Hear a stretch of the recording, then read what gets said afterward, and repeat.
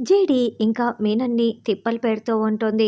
నేను చెప్పిన దగ్గరికి వెళ్ళావా అని జేడి ఫోన్ కాల్‌లో అడుగుతూ ఉంటే, "ఆ! అక్కడికే వచ్చాను. ఇక్కడ నేనేం చేయాలి?" అని మీనన్ ఫాలో అవుతూ ఉంటాడు. అక్కడ ప్రొఫెసర్ నిలబడి ఉండటంతో ప్రొఫెసర్‌ని చూసిన మీనన్ "నువ్వా?" అని షాకింగ్‌గా ప్రశ్నిస్తూ ఉంటే, "నువ్వా?" అంటూ ప్రొఫెసర్ కూడా షాకింగ్‌గా చూస్తూ ఉంటాడు. "ఏంటి ప్రొఫెసర్‌ని చూడగానే షాక్ అయిపోయావా మీనన్? ఇప్పుడు నువ్వు ఆ ప్రొఫెసర్‌కి సారీ చెప్పు.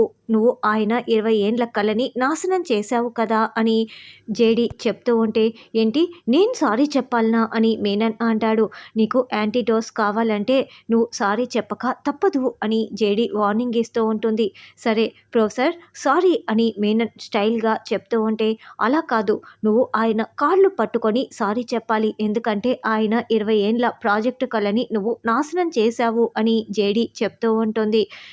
"లేదు ఇక్కడ ఎవరనుకుంటున్నావు? మీనన్ ఇక్కడ. నేను కాళ్ళు పట్టుకోవటం ఏంటి?" అని మీనన్ అరుస్తూ ఉంటే, "ఫోన్ స్విచ్ ఆఫ్ చేసేసేయ్ జేడీ పీడ పోతుంది" అని కేడీ పక్కనే మీనన్‌కి వినపడేలా చెప్తూ ఉంటాడు.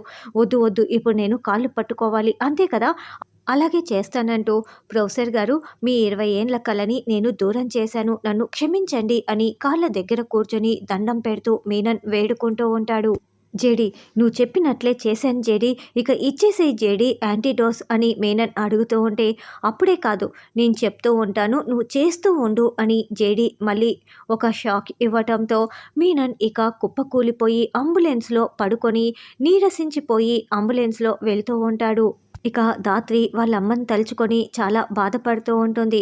చివరగా జేడీ మీనన్ని ఎలా ఎర్రిపప్ప చేయనుంది అన్నది రానున్న ఎపిసోడ్‌లో తెలుసుకుందాం.